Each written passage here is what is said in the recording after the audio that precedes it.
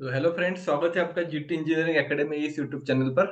And आज हम discuss करने वाले हैं design of machine element mechanical branch, third year mechanical branch का डीएमई सब्जेक्ट का स्ट्रेटजी हम डिस्कस करेंगे। इन सेम में 12 प्लस मार्क्स कैसे लाए ताकि एंड सेम में पासिंग होने के लिए थोड़ी आसानी हो, क्योंकि डीएमई सब्जेक्ट ये one of the toughest subject है थर्ड ईयर का। और उसमें अगर 12 मार्क्स नहीं आते तो एंड सेम में बहुत ही ज्यादा मुश्किल हो जाता है। जिस प्रकार से स्टूडेंट्स को स्ट्रेंथ ऑफ मटेरियल में दिक्कत आती है एंड सेम में पास होने में, उससे ज्यादा ही दिक्कत डीएमए में आने वाली है। तो इसलिए आपका इन सेम का 12 मार्क्स होना बहुत जरूरी है। सो अब उसमें कौन से पॉइंट्स करने चाहिए ताकि आपको श्योरली 12 मार्क्स आए, इसके ऊपर हम आज थोड़ा सा पेपर पैटर्न का एनालिसिस करेंगे। एंड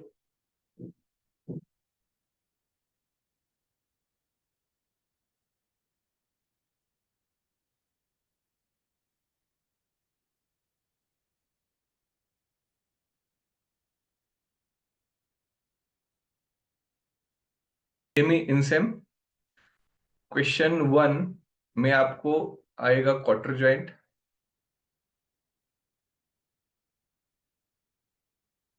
एंड क्वेश्चन बी में आएगा आपको नकल जॉइंट।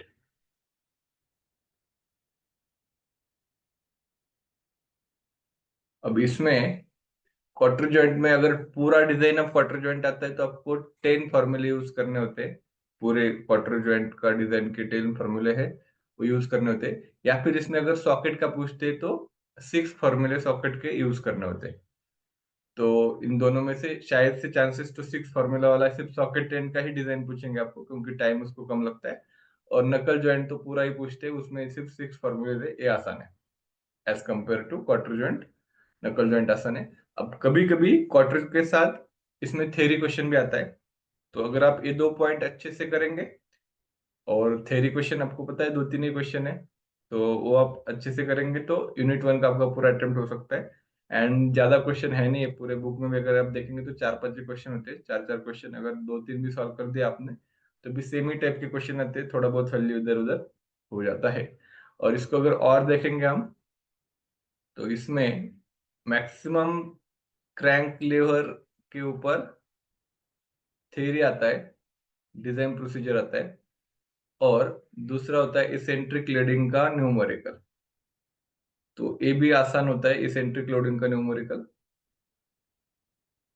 तो इसमें भी जस्ट आपको एक ही फॉर्मूला यूज करना होता है, sigma B is equal to bending stress is equal to P upon A plus M Y upon आई।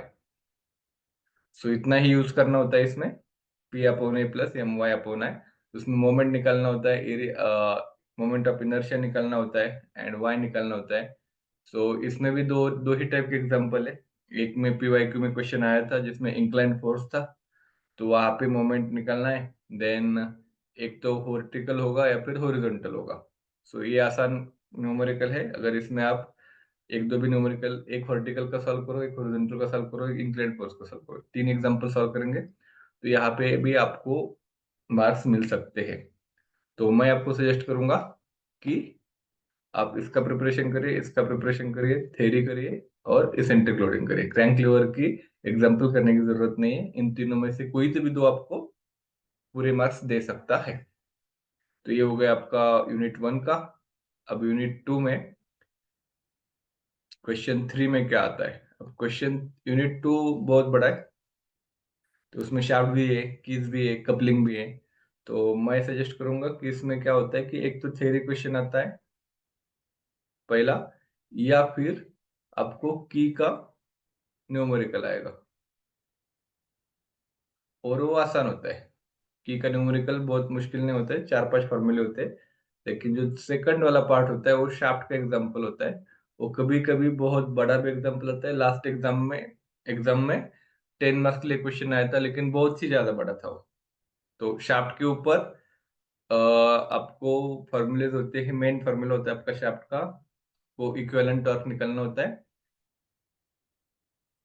उससे पहले आप इसको फॉर्मूला में कैसे ध्यान में रखेंगे, आप tau is equal to 16 TE upon pi D cube. अगर ये सॉलिड है तो, अगर हॉलो है तो क्या आएगा, ये सॉलिड के लिए, और हॉलो है तो आएगा आपका tau is equal to 16 TE upon pi DO cube 1 minus K power 4।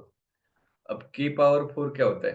के मतलब होता है डायमीटर का रेशो। के मतलब होता है डायमीटर का ratio DI upon DO, internal to the external, इसका रेशो होता है के।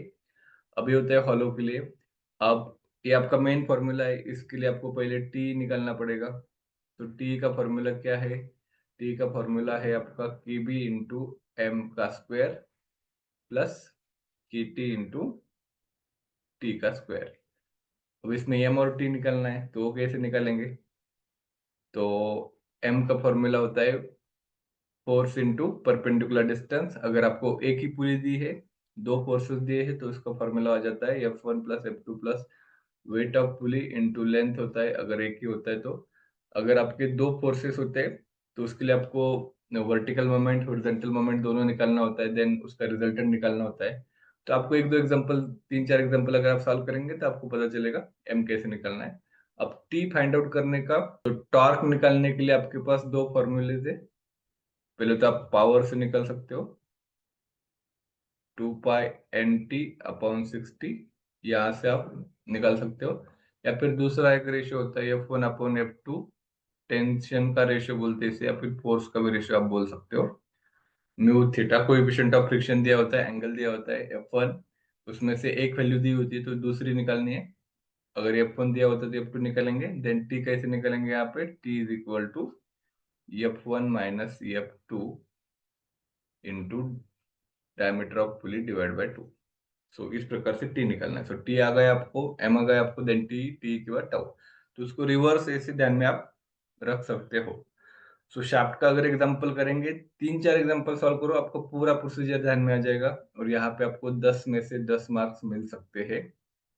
तो मैं सजेस्ट करूंगा, इसका भी एक थियरी क्वेश्चन है टॉर्सनल रिजिडिटी का, तो वो आप करेंगे तो। और कपलिंग में थियरी कर लो।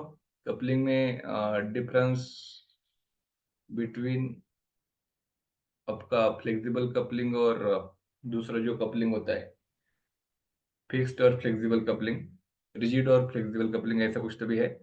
तो उसका डिफरेंस करिए, इतना भी करेंगे आप 4 पॉइंट, मोर देन सफिशिएंट है। इसमें से कोई भी 3 पॉइंट भी हिट हो गए, कोई भी 3 पॉइंट भी आ गए एग्जाम को, इसमें से 2 पॉइंट भी आपने अच्छे से कर दिए तो भी आपका हो जाएगा काम। ठीक है, सो ऑल द बेस्ट। इस प्रकार से स्टडी करिए एंड अपने दोस्तों के साथ शेयर करें। Thank you.